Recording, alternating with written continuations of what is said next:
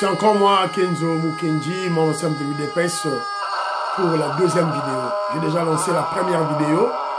Alors, au cours de la deuxième vidéo, ici, la deuxième émission, il sera beaucoup plus question de maintenir la pression sur le dossier de Vital Kamerhe, l'imposteur, parce qu'on doit le chasser du perchoir de l'Assemblée nationale. Vous savez pourquoi. Il est contre le changement de la Constitution. Il pactise avec le M23. Donc, c'est un M23. Donc, on ne veut pas de lui. Alors, nous faisons ces émissions pour sensibiliser les Congolais. Voilà. Et surtout, la commission qui est mise en place pour statuer sur les pétitions. Alors, au cours de cette émission, on va beaucoup plus... bon, j'ai déjà lancé la première vidéo. Hein. La première vidéo, il est question de...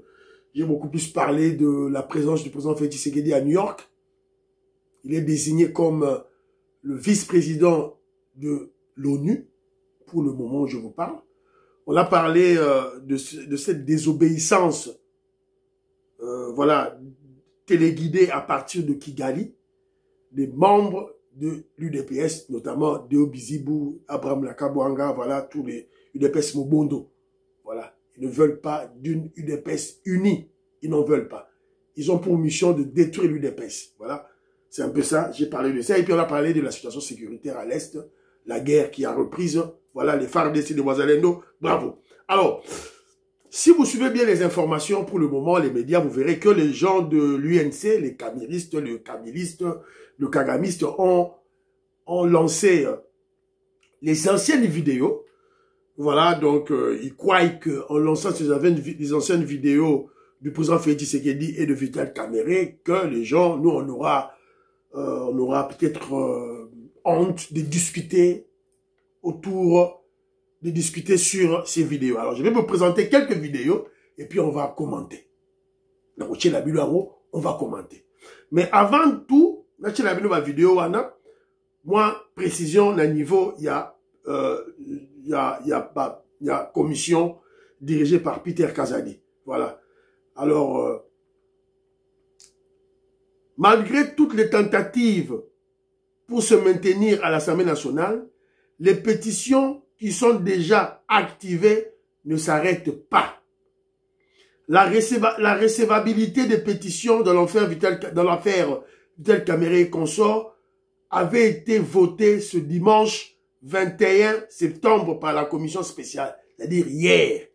Ils ont travaillé hier jusqu'à dimanche. 16 pour, 5 contre et une abstention. Le débat de fond commence bientôt. Plus rien ne pourrait entraver le passage au vote en plénière de ces pétitions. Alors, qu'est-ce qu'il faut retenir? Il faut retenir que Peter Kazadi a fait son travail.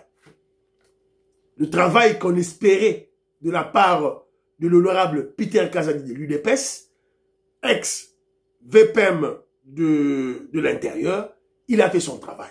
Voilà. Donc, la commission a voté 16 pour, 5 contre et une abstention, c'est-à-dire que maintenant la plénière de l'Assemblée nationale va maintenant commencer à, je sais pas quand est-ce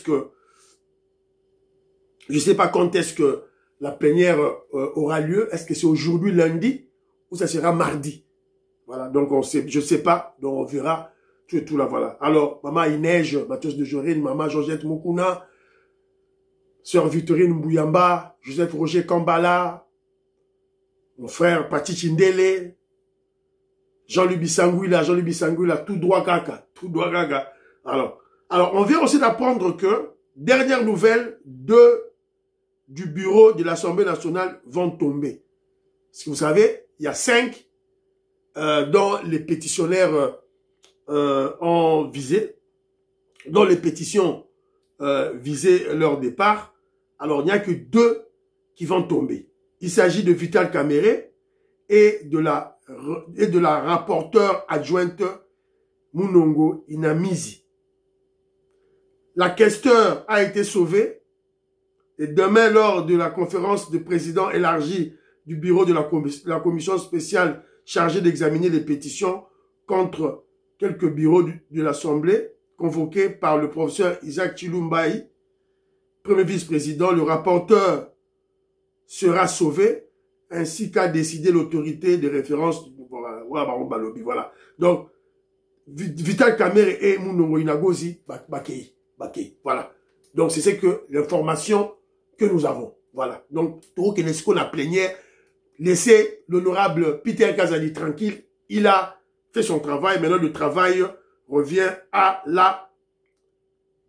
l'Assemblée plénière. Alors, maintenant, je fais cette émission pour évidemment réagir contre les caméristes qui placent des vidéos là pour embrouiller les gens.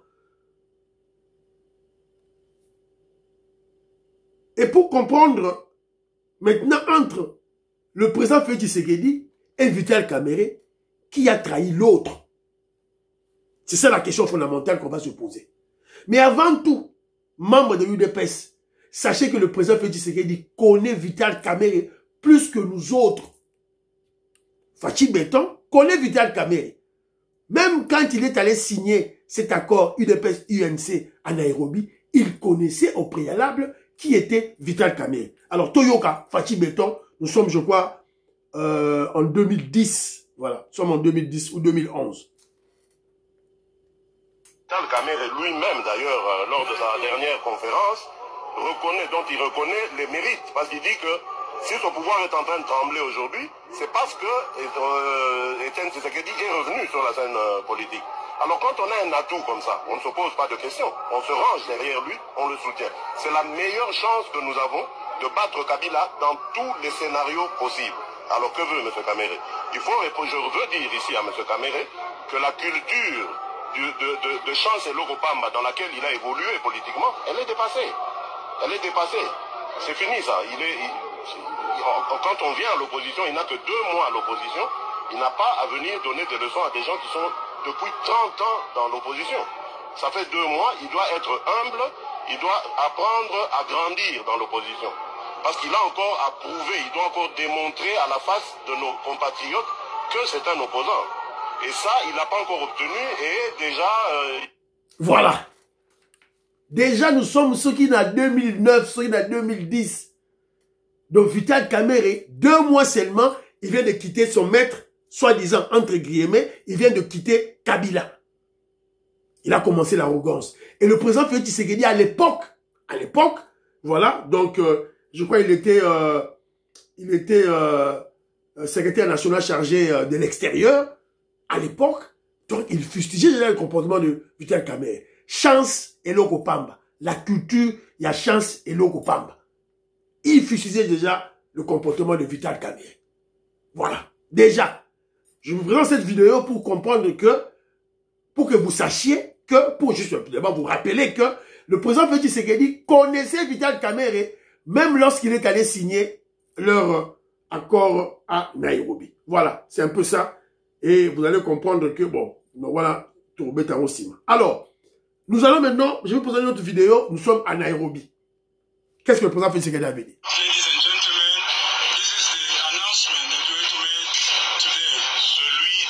Constitution d'un ticket gagnant entre l'UDPS et l'UNC. That is to make a winning ticket between the UDPS and the UNC. Et à travers ces 2 partis, on va citer leurs leaders, Vital Kamerhe et Félix Tshisekedi. Voilà. Je vous ai placé cet accord de Nairobi, évidemment un accord qui est caduc maintenant, qui voilà, qui n'est plus, qui n'a plus des effets sur la scène politique. Pourquoi? Parce que ils ont signé un accord. Président Félix Tshisekedi sera président, Vital Kamerhe est premier ministre. Cela veut dire, cela insinue que la coalition UDPS-UNC devait être majoritaire au Parlement, à l'Assemblée nationale. Voilà, on a échoué, on n'avait pas la majorité, c'était le FCC, le Kabila qui était majoritaire. Mais qu'à cela ne tienne, le président Félix Tshisekedi a pris Vital Kamerhe comme son directeur du cabinet. C'est-à-dire que l'accord était signé sur le plan politique, Félix Tshisekedi, président de la République, Vital Kamerhe, premier ministre. Mais l'accord sur le plan de fait politique, l'accord était caduc. Caduc, l'accord est tombé. Voilà, ça c'est de 1. De 2, je vais vous rappeler une vidéo. Lors de la campagne électorale, le président Félix Tshisekedi s'était rendu dans le village à Walungu avec Vital Kamerhe. Dans une vidéo, boyoka. Parce que yango ne va brandir yango, bazo balancer. Tokoyoka maloba ya chef de l'État Félix Tshisekedi, le président Félix Tshisekedi, et puis bon comprendre ce qu'il avait dit. Écoutons.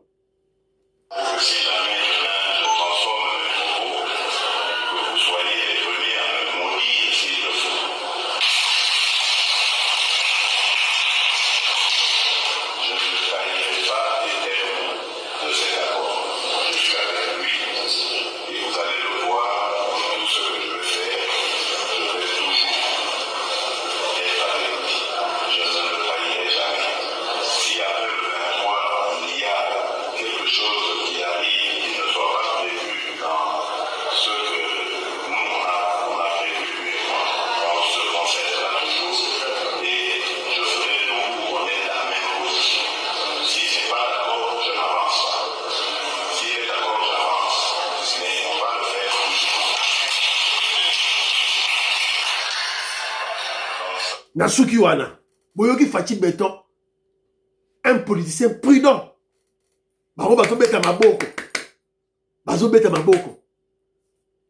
C'est dans les détails qu'on découvre un vrai politicien. Ils sont à Walungu. Le président Félix Tshisekedi avec clair à MC Baron. On va progresser ensemble. On va travailler ensemble. Mais s'il y a quelque chose qui se passe en 2023, ça c'était en 2018. S'il y a quelque chose qui se passe en 2023, je vais lui informer et on va discuter et puis on va avancer. Voilà. Vous nous racontez quoi de nouveau? Le président Félix Tshisekedi était clair. Alors, parlons-en maintenant qui a trahi l'autre. Qui a trahi l'autre? Mais c'est Kamerhe qui a trahi. Nous avons raté la primature parce que nous n'étions pas majoritaires à l'Assemblée nationale. Selon la Constitution, pour diriger le gouvernement, pour être Premier ministre, il faut être majoritaire au Parlement, à l'Assemblée nationale. UNC, UDPS, on ne l'avait pas. Alors le président Félix Tshisekedi le place directeur du cabinet. Alors le directeur du cabinet, on lui donne la mission de piloter le projet 100 jours. Un projet phare, un projet qui devait être considéré comme le moteur du renouveau, le moteur du changement, le moteur de la gouvernance de l'UDPS. Là, j'oublie UNC. Donc, imaginez que Vital Kamerhe aurait réussi dans ce projet 100 jours. Imaginons. C'est-à-dire, tout le monde dit, ceux de mouton ezali, ceux de mouton ezali, ok. Mais le plus important, c'était beaucoup plus les maisons préfabriquées. Logements sociaux. Surtout monaki, logements sociaux na Kinshasa, logements sociaux parce que c'était prévu aussi à Bukavu et à Goma, logements sociaux na Mujimai. Voilà, ça aurait été un très bon début, un bon coup de pouce pour le changement. Ça allait donner de l'espoir au peuple congolais. Voilà, il y a un nouveau pouvoir qui vient et il y aura quelque chose de nouveau. Et qu'est-ce que Vital Kamerhe a fait?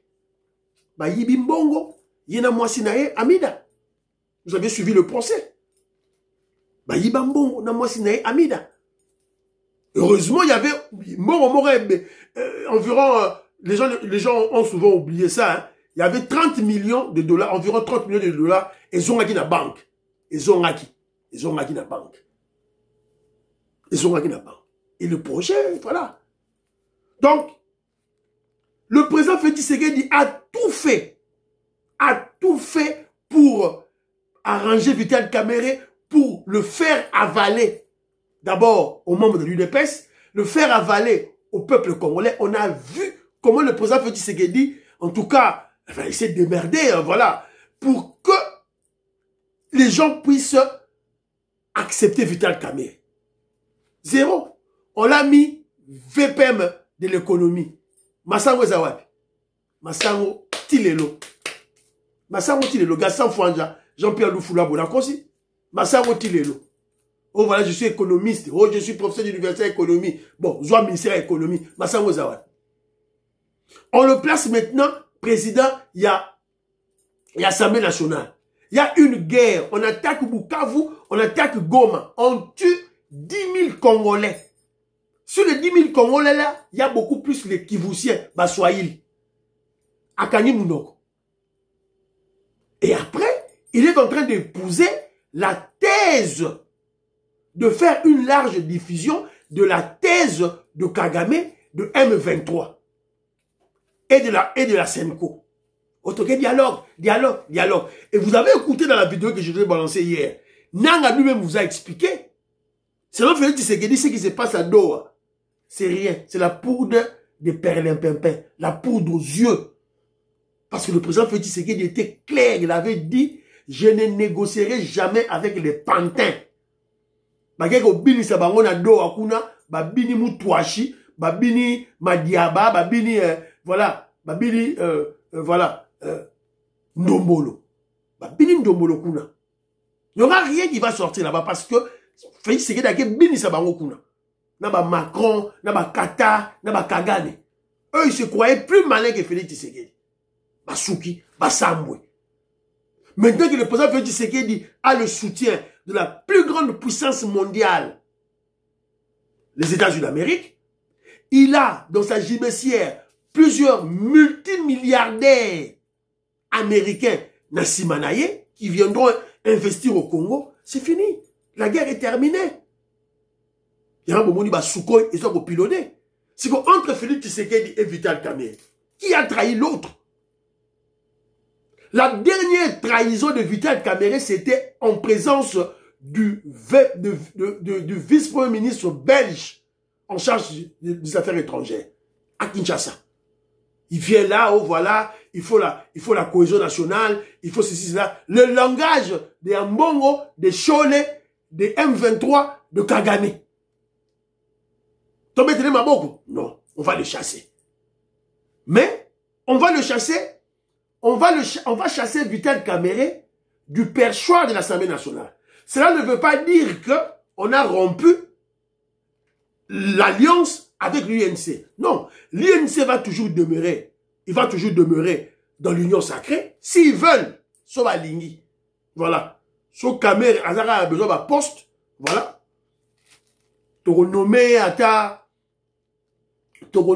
Kamerhe. Voilà, ambassadeur tu renommé à ta ambassadeur na Afghanistan, na Kaboul. Voilà.